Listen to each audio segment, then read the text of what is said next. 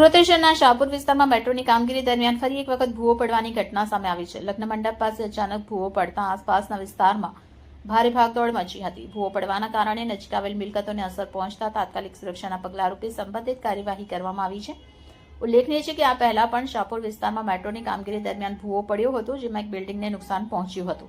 આવી ઘટના વારંવાર બનતા સ્થાનિકોમાં ભય અને રોષની લાગણી જોવા મળી રહી છે। બનાવની જાણ થતાં ફાયર બ્રિગેડની ટીમ, સુરત મહાનગરપાલિકા તેમજ મેટ્રોના અધિકારીઓ તાત્કાલિક સ્થળ પર પહોંચી આવ્યા હતા અને અધિકારીઓ દ્વારા વિસ્તારને ઘેરી લઈ સ્થિતિનું મૂલ્યાંકન કરવામાં આવ્યું હતું અને કોઈ જાનહાનિ ન થાય તે માટે તકેદારીના તમામ પગલાં લેવામાં આવ્યા હતા।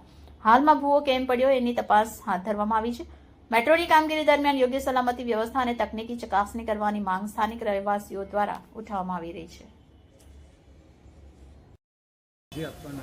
મારું નામ છે મોહમ્મદ ફારૂક મોહમ્મદ અશરફ ચાંદીવાલા।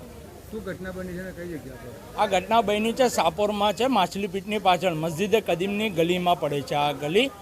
અને આ બનાવ બન્યો છે ને તો આ સડનલી આખું ખાડો મંડપ હતું અને સડનલી આખું નીચે પડી ગયું કામના લઈને। કેટલા વાગે ઘટના બની છે? આ બીજી વાર ઘટના બની। કેટલા વાગે ઘટના બની છે? આ ઘટના બની હમણાં 1 કલાક પહેલાં જ, એટલે એપ્રોક્સ સમજી લો કે 7:30ની આજુબાજુ, 7-7:30ની વચ્ચે આ ઘટના બની છે ને સડનલી આખું નીચે પડ્યું, આખું ભાગ જ નીચે પડ્યું એનું। કેટલા ફૂટ ખાડો પડ્યો છે? ઓછામાં ઓછું 10 થી 15 ફૂટ ખાડો છે અને પ્લસ નીચે અંદર ટનલ બતાવે છે, અંદર છેક લગીને અંદર ટનલ બતાવે છે।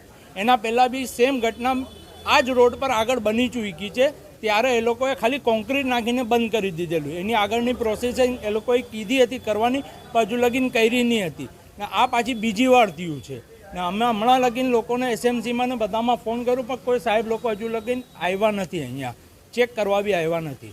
કઈ ગાડીની અધિકારીઓ આવી છે?